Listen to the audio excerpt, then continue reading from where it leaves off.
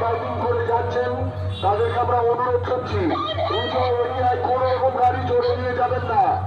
বারবার অনুরোধ করছি পুজো এরিয়ায় কোন রকম জোরে গাড়ি নিয়ে যাবেন না। আপনার জন্য কোন রকম বিপদ নয়। যারা মায়ের ভোট খাচ্ছেন